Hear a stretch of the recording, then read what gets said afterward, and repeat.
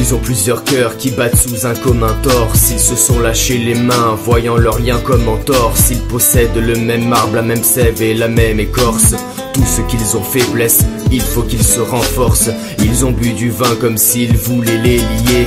De l'incompréhension du grenier au cellier. Tu as une famille, est-ce que ce que tu attendais lié? Laisse-moi te raconter l'histoire de la famille déliée.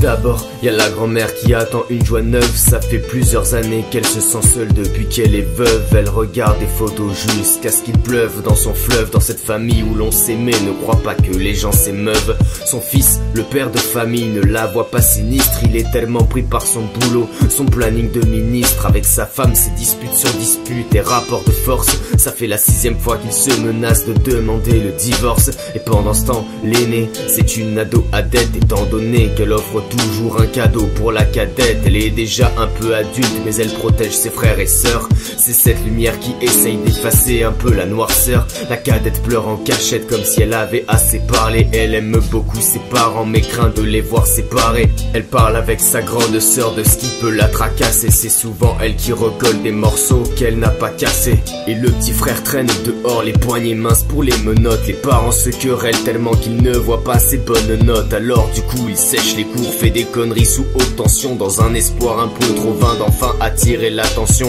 L'oncle vit dans une chambre qui ressemble à un enclos vide. Il noie son chagrin dans l'alcool ou dans des livres de Marc Lévy. Il est le seul de la famille à rendre visite à la doyenne, vu que sa mère c'est la seule richesse de sa classe moyenne.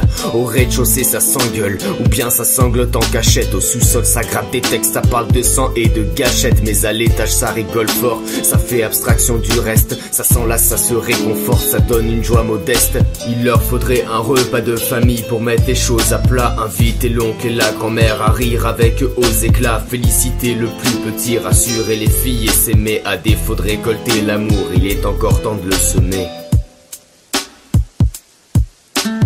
Ils ont plusieurs cœurs qui battent sous un commun tort. S'ils se sont lâchés les mains, voyant leur lien comme en torse. S'ils possèdent le même marbre, la même sève et la même écorce.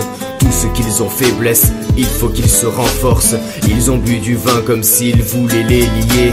De l'incompréhension du grenier au cellier. Tu as une famille, est-ce que ce que tu attendais lié? Laisse-moi te raconter l'histoire de la famille déliée.